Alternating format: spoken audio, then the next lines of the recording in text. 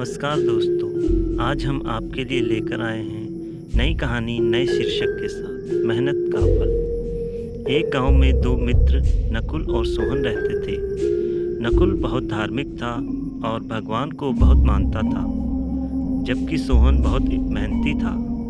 एक बार दोनों ने मिलकर 1 बीघा ज़मीन खरीदी, जिससे वह बहुत फसल उगाकर अपना घर बनाना चाहते थे।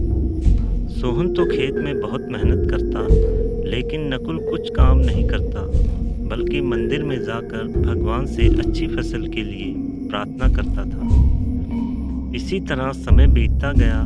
कुछ समय बाद खेत की फसल पककर तैयार हो गई, जिसको दोनों ने बाजार ले जाकर बेच दिया और उनको अच्छा पैसा मिला। घर आकर सोहन ने नकुल को कहा कि इस धन का ज़्यादा हिस्सा मुझे मिलेगा, क्योंकि मैंने खेत में ज़्यादा मेहनत की है। यह बात सुनकर नकुल बोला, नहीं, धन का तुमसे ज़्यादा हिस्सा मुझे मिलना चाहिए, क्योंकि मैंने भगवान से इसकी प्रार्थना की, तभी हमको अच्छी फसल हुई। भगवान के बिना कुछ संभव नहीं है। जब वह दोनों इस बात को आपस में नहीं सुलझा सके, तो धन के बंटवारे के लिए दोनों गांव के मुखिया के पास पहुंचे। मुखिया ने दोनों की सारी बात सुनकर उन दोनों को एक एक बोरा चावल का दिया, जिसमें कंकड़ मिले हुए थे।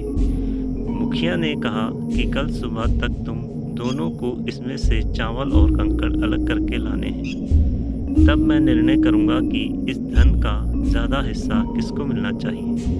दोनों चावल की बोरी लेकर अपने घर चले गए। सोहन ने रात भर जागकर चावल और कंकड़ को अलग किया, लेकिन नकुल चावल की बोरी को लेकर मंदिर में गया और भगवान से चावल में से कंकड़ अलग करने की प्रार्थना की। अगले दिन सुबह सोहन जितने चावल और कंकड़ अलग कर सका, उसको ले जाकर मुखिया के पास गया, जिससे देखकर मुखिया खुश हुआ। नकुल वैसी की वैसी बोरी को ले जाकर मुखिया के पास गया।